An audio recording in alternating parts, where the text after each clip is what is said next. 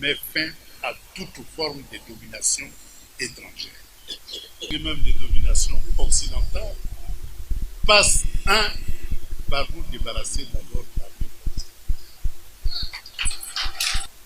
Pourquoi ça doit être le point central de notre politique?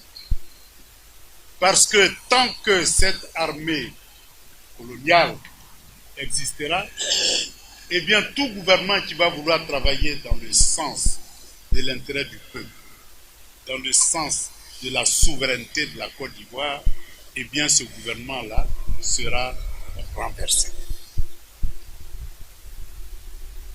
Pourquoi? Parce que les accords de coopération en matière de défense que nous avons signés au lendemain des indépendances, eh bien ces accords de coopération-là étaient clairs.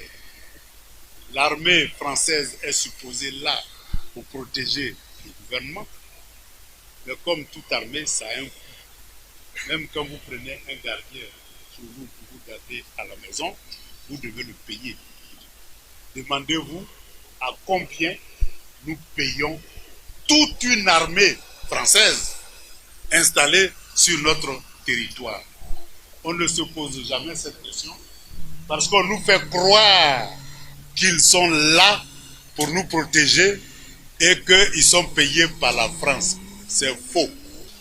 Les accords de coopération que nous avons signés avaient une contrepartie économique et financière qui permet de financer la présence de cette armée en Côte d'Ivoire.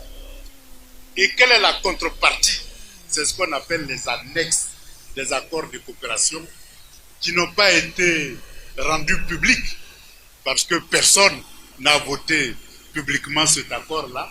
C'est un accord purement secret et les annexes étaient des documents secrets.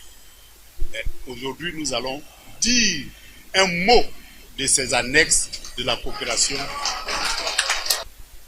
Eh bien, en contrepartie de l'accord de coopération militaire, tout ce qui était dans notre sous-sol, tout ce qui est dans notre sous-sol, le pétrole, le gaz, l'or, le fer, le diamant, etc., l'uranium, tous ces produits-là sont destinés en priorité à la France.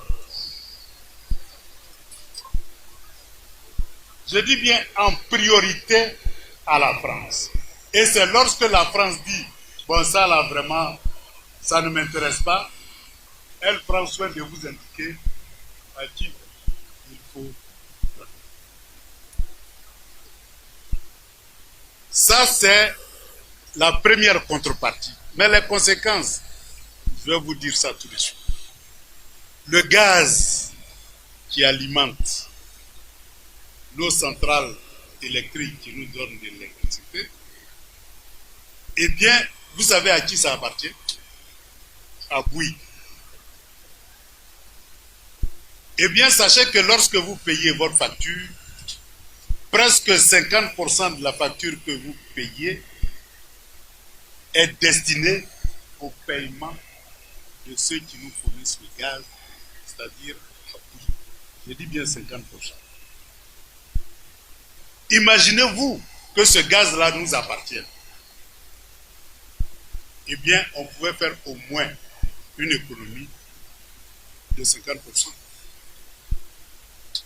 Et donc fixer un prix raisonnable de l'électricité accessible aux Ivoiriens.